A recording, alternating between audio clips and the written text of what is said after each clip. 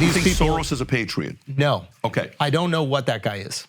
Okay. I don't even know what he is. I hear the name. The name is popular. I think he's done a great job of like making himself be mysterious and not even in the conversation. I think like the Wizard of Oz. Yeah, it's like just now with the internet. Like think about this. This is fascinating. This is how you know that guy got some influence and control.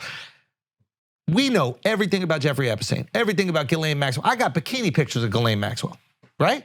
Yeah, you do. Nobody even knows George Soros. They barely know his upbringing. They kind of like, if this guy is actively supporting these district attorneys in these liberal cities and destroying the fabric of these liberal cities and these liberal states, if he's doing that and we got one picture of him, that's different level. And it is possible that a guy like that is at odds with the people that want America to be successful. And he's found a way to profit off of this. And who knows, I don't know why they would even let a guy like that exist. If there is an all-powerful they that's trying to protect America, why would they let him exist? Who the fuck is he? Can you tell me who he is? Oh, there's no way in the world, like right now, if you look at, are you familiar with ESG, DEI, and CI? No, is that a new I gay didn't thing? even know what the fuck you just said, to be honest with you. That phrase just came out of your mouth. Lesbian, gay. Let's talk about tequila. The best kind of tequila sitting out there. I don't know if you guys had it this last Sunday one. We're gonna have it afterwards. So apparently these guys, if you're not, they're mixologists, is what you guys are. Yeah.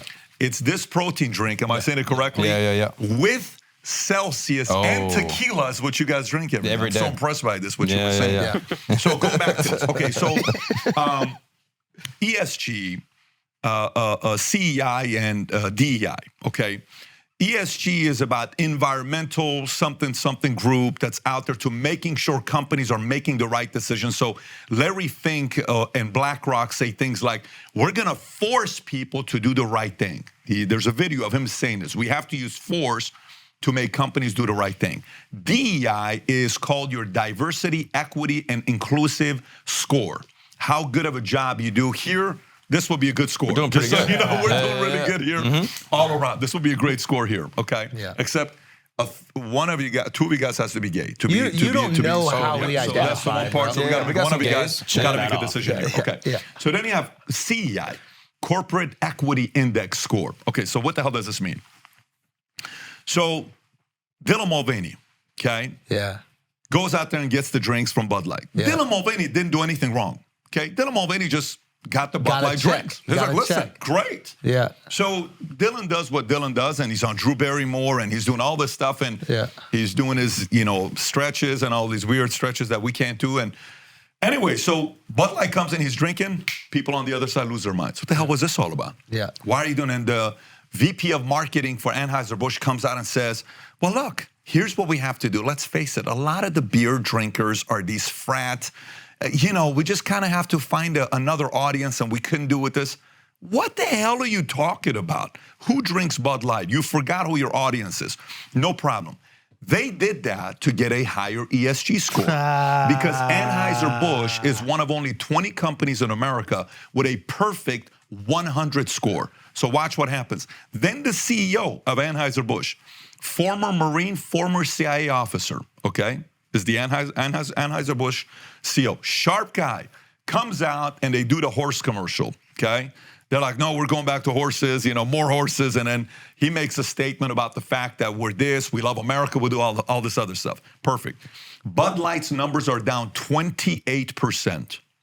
28%. Coors Light is up. Then, when Bud Light is now backtracking about the fact that they lost their customers, which is vets, Americans, just regular beer drinkers who don't even think about politics. Yeah. I just want to have a beer, I love America. Then when he made the apology, and the ESG folks took it as apology, they said, nope, Anheuser-Busch officially lost their perfect score. They had a chance to stand up for themselves and really do something about this and defend the transgender community. They did not. We're lowering their score, okay? So now it's like, what the hell do we do? Here's the problem what they did. Rather than understanding who your audience is and making sure your audience is happy with the customer, with the product that you're selling, you try to make ESG happy. So who's behind ESG? Larry Fink, BlackRock, all these guys. But the HRC score which is the DEI score and the CI score. HRC is a company that gives these scores. HRC, human rights something. If you Google what HRC stands for, I don't know what the C stands for. It's Human Rights Community. Human Rights Human Rights Campaign. Human Rights Campaign. Human Rights Campaign goes and gives the scores, and they tell you what you need to do to improve your score of ESG within your company. So guess who gave $100 million to HRC? I want to say in 2012, you can verify this. In 2012, HRC, that dictates what your scores are and comes and scores these people, was given $100 million by this guy named George, last name Soros, okay? So what, Pat? What's the big deal behind this? So, then we go to a complete different space. You look at Hollywood, what announcement they just made, right? I don't know if you guys saw the announcement they made last week. Hollywood made an announcement, the Academies made an announcement last week. Moving forward, for you to be considered to win an Oscar, you have to have a third of your crew or the main actors or even supporting cast or even people behind the camera be part of the underrepresented community, which the underrepresented community is LGBTQ, I think it's women, it's black, it's disabled, it's all these things that they have, right? Yeah. If you don't have a third be a part of that, guess what?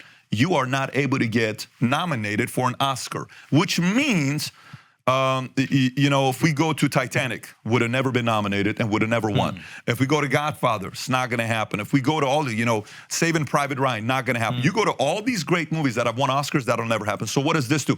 A Richard Dreyfuss comes out and says, wait a minute, what are you talking about? The whole concept of being creative was for me to be let loose so I can do what I'm doing. By the way, here's a part that Hollywood has completely lost their minds. Do you know why movies in America went to Hollywood? Do you know the story behind why we make movies in Hollywood in the 20s? Do you know how this happened? Nobody would hire the Jews. So the Jews went out and made Hollywood. But where did they escape from? Where did they leave and who dictated the rules? Do you know who dictated the rules of Hollywood and movie making? Who? A guy named Thomas Edison from Jersey. They left Jersey because Thomas Edison had all these guidelines of making stuff that you had to do. You had to go through this, you had to go through that. They controlled all of it. You can type in Thomas Edison, 1920 Jersey, Hollywood leaving, you'll see the article. So they go to Hollywood. Edison, like the light bulb? Like the Edison. Yes, Edison. Wow. So did you Edison, find it? Did you find the article, Edison? Yeah, I'm pulling it up right now. Yeah, so Edison, the light bulb Edison guy, forces the creatives. Are like, dude, let me alone. Let me just go make what I want to make. Why are you doing this to me? Let's go find this one city called Hollywood. They go to Hollywood. In 1920, 95% of all motion picture movies were made in Hollywood. They gave the double to Jersey and to Edison. They go to Hollywood. They make the movies today. Yep. Wow. Thomas Edison drove the film industry to Hollywood. Wow. They left him. So here's what's crazy. From 95% of motion pictures being built in Hollywood to now 50%, 55%. People are leaving Hollywood to different cities. They're sick of this game that's being played. So people forget, go back and figure out why Hollywood started in the first place. Because you made it too difficult to make movies here. Now you're doing it again. Now you're doing it too. And why? What does George want from this? Is he profit-driven? I don't understand his... I have my own opinion. Yes, please. What is your own opinion? For me, okay, so... There's a lot of different fears people have. There's a fear about overpopulation. Oh, that's one of the biggest fears that we have, where it's overpopulation.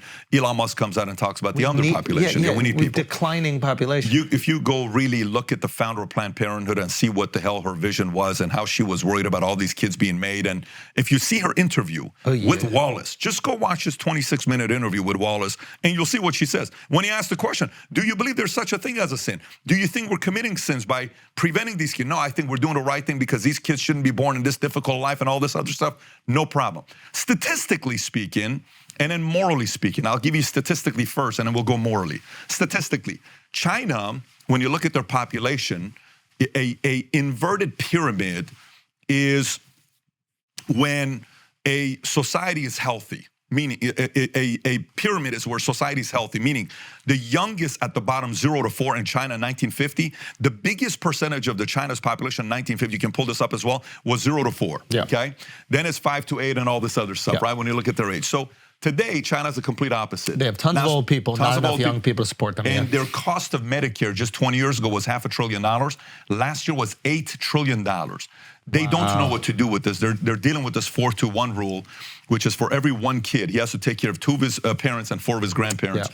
But 1978, 1979, they came up with the one-child policy. China took it. They used to do 4, 5, 6 kids. Yeah. Per now, it's 1.1 is where they are. So in U.S., do they want to Oh shit! Is this our democratic free way of combating a rising population? by getting? You see what China's, well, this is the shit that I'm talking about. This is, just a second ago, we were talking about how do you plan out 100 years? And who are these figures that are planning out 100 years? In America, we can't say, you're just gonna have one kid, because we put freedom in the fucking Constitution in the beginning, and I know the powers that be right now are like, what fucking idiots did that 1776? This made my life so difficult. Now I gotta manipulate Americans into doing something that they might not wanna do through the guise of freedom, right? So, holy shit, they see the advantage that China might have by reducing their population. We have to find a way to reduce our population. Great and now you got strategy. women on the streets going, scoop those babies out of your uterus. By the way, that's one though. Fuck me. Planned Parenthood would be one element. You know what the other one is? Here's what the other one is. Gays. Okay. You saw Bill Maher talking. Bill Maher, by the way, you saw what Bill Maher talked about? Have you ever seen the statistic by generation? Which generation has the most LGBTQ members? Have you seen this? Can you pull up LGBTQ community by generations, okay? Yeah. And then Bill Maher says, listen, at this pace, by 2047, we're all going to be gay, okay? Because that's just kind of, it used to be 0.5%, then 1% of the generation, then it's 2%, then it's 4%, then it's 5%, then now it's like 24% of the generation is LGBT. So the pushback someone would give for this argument is, those were times when being gay was not accepted. Yeah. And now's the time when it's being accepted. So all those people that were in the closet have now come out the closet. That's the pushback that someone would give to that statistic. And the flip on that would be, there's a major, churches are losing today to the church of LGBTQology, okay? These guys are baptizing people into their community better than anybody else is doing it. I had a guest on the podcast from Gays Against Groomers. This guy was on, he says, I'm gay. Totally gay. Our communities, we're all gay. You know, lesbians and gays is what we are. But here's what we don't like. We don't like putting that into people's thoughts, people's schooling, like books right now. You buy a book, it's called It's Normal or Gay BCs, and it says, here's how boys have sex with boys at 10 years old. Here's how girls will have sex with pictures and images in the book, by the way. Yeah. And, you know, some parents are sitting there saying, look, man, it's a few things you got to know. I teach my kids, I raise my kids, it ain't your job, this ain't no village, these are not your kids, these are my kids. So you either have to subscribe to the fact that these are, your kids are America's kids, or your kids are your kids. If you subscribe to the idea that your kids are America's kids, let them groom your kids, no problem, be at it. But if you think these are your kids, then you gotta raise your kids with the values and principles that you got. Yeah. You pick and choose. That is a form, that is a philosophy that you gotta make a decision which one you're more comfortable with. A lot of parents are not, this is why people are moving to Florida, and this is why some of the guys are more comfortable being in Florida than in some of these other states. Some states are fighting this. So again, going back to this conversation started with George Soros, then it went to ESG, then it went to DEI, you know, CEI, then HRC, then coming down to the depopulation, all this stuff. Who knows what their motives are, but some are thinking this could be one of them. And that's George Soros wants to depopulate in America. George Soros wants an open society because he is a globalist that would like to have an open borders, open society. If you Google Open Society Foundation, that's the foundation that gave HRC $100 million. He started Open Society. And why would that benefit him and the people that agree with him? How would that benefit him and the people? I don't think it's about how, but we can go there as well. And by the way, everything I'm saying from here on is purely opinion and speculation. Feelings, no facts on this show. Yeah, that's great. I love it. No, but you know, look, would some people who are driven by power, would they rather control 330 million people or 8 billion people? So, okay, so here's where we go. Most people, regardless if we think they are good or bad, convince themselves that they are being benevolent. Nobody goes, I'm a bad guy. Totally agree. Right? I totally agree. So where does he see his benevolence? So 2 nights ago, whatever the night was when the Celtics played Miami Heat and the Celtics beat them, what was that, 2 nights ago? Yep. I didn't tune into the game. I watched the George Soros documentary, came 2019, 4 years ago, worth watching. Starts off with painting him as an evil guy, ends with he's a philanthropist, cares about the world, cares about America. Well, Here goes to another Chelsea handler story for you.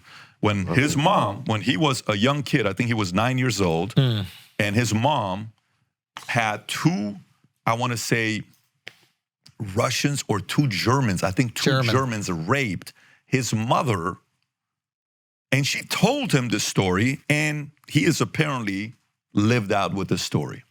You know, those kinds of enemies, the loyalty isn't to you, the loyalty isn't to anything. The loyalty is to, that happened to my mom, and my mom sold me these beliefs, and my mom believed in me. I'm gonna spend the rest of my life making sure my mom's dream becomes a reality, because that is an emotional story that I'm gonna tell myself over and over and over again until it becomes a reality, right? Like, what was his mom's dream? It's not about what his mom's dream was. His mom, you know, the hatred she had, the pain that the mom and the trauma she went through by being raped by two German soldiers. I think it's German or Russian. You can look it up on which one it is. So in the documentary, they're kind of telling that story. And then he eventually reads a book by a man, I don't know his name, that talks about the concept of open society. If you type in George Soros, open society, you know, the book he read, it'll come up with the story. The more accepting and open we are with one another, yes, the less chance that this will ever happen again. Yes. To anybody, not just someone that I care about. Okay. There it is right there. Karl Popper's 1945 book, The Open Society and Its Enemies.